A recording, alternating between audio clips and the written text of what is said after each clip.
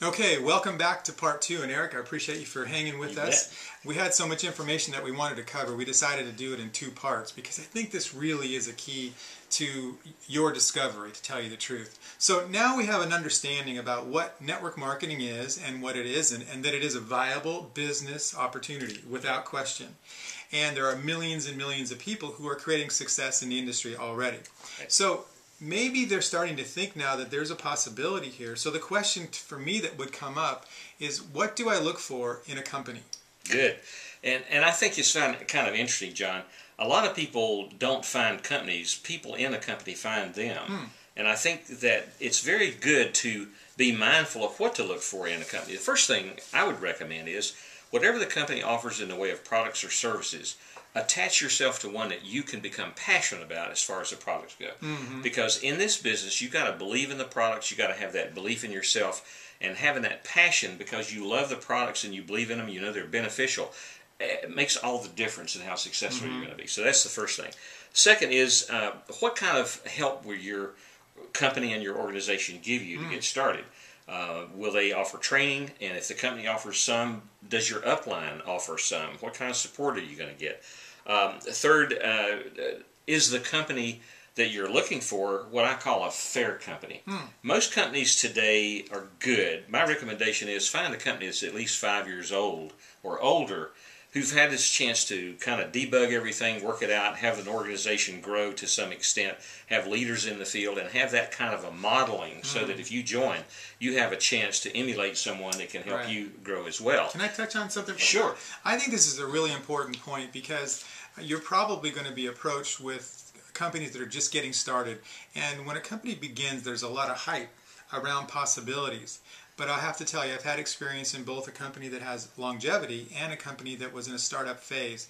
And there's so many things that happen between the time the vision is created and the actual success happens. And so I think you want to be with a company that has a lot of that stuff out of the way. You bet. Okay. Because after they've sorted through it and gone through the initial stages, because there's such a learning curve. Right. No matter what the company is, when it's new, it could be managed well, it could have good field people. They still have to learn how to do what they do in a magical way. And so I think that's an adequate time for a company to have that chance. Good. What about timing? Timing. Well, this is interesting, John, because we're in a tough economy right now. The history of network marketing has been that when the economy gets tough, especially when there's more disadvantaged people out of work, being laid off, lost jobs like they are in this economy, the network marketing opportunity actually becomes the biggest product for companies because there are more people looking for income. So this is a terrific time to get involved, maybe for yourself, but you likely will have a lot more candidates than you would if you were 5 years ago, or we don't know what the next 5 years are going to bring. But this is a healthy place to be at and have your own business and to ride maybe the next wave that will happen to the company you've become a part of. You know, Eric, I just thought about a question that might be helpful too. There might be some that are thinking that you join a company and you become a product salesperson.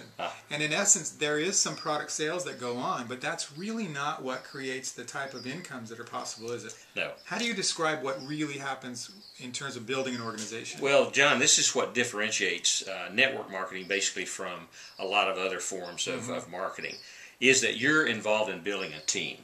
Like you said earlier, you're the president of your own company, and your objective is to grow the largest size organization that you can.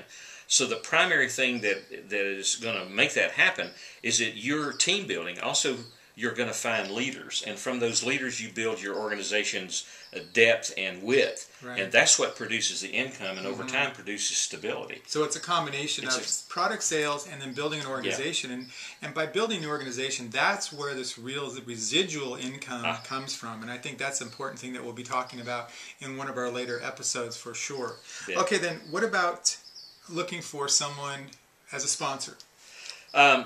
You want, if the person that sponsors you is not been around long enough to be successful, but the people above them are, and they're willing to help you, that's a key thing. So when you join, ask what kind of help you're going to get. You know, very important to find out who's the upline. Is there somebody above you that really is successful? People who have had not only the success of building an organization, but to enjoy stability and what you said, a strong residual income. That's the best benefit of a network marketing business. And once you find that out, and then you're going to get support and training and help, then what does the company offer? Do they have good tools? Do they have good materials? And most companies today, especially if they've been around for a while, have those things. I think that's a real important part, because you want to be associated with people who have already done it, who have already kind of have the track record that you can follow through with. And if you follow what they do, you should be able to create the same success. Agreed? Yes, and I'd like to add to that. The same success. You bet, because this is a apprentice type learning business.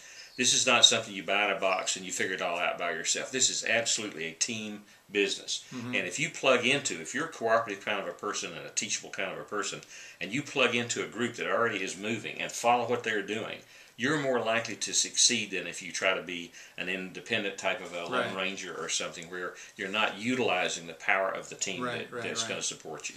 I think too, Eric, it's a long-term business. This is not something that you get in tomorrow and 2 weeks from now you have made it. You will have success as long as you follow the principles that we're talking about, but it builds on itself over time.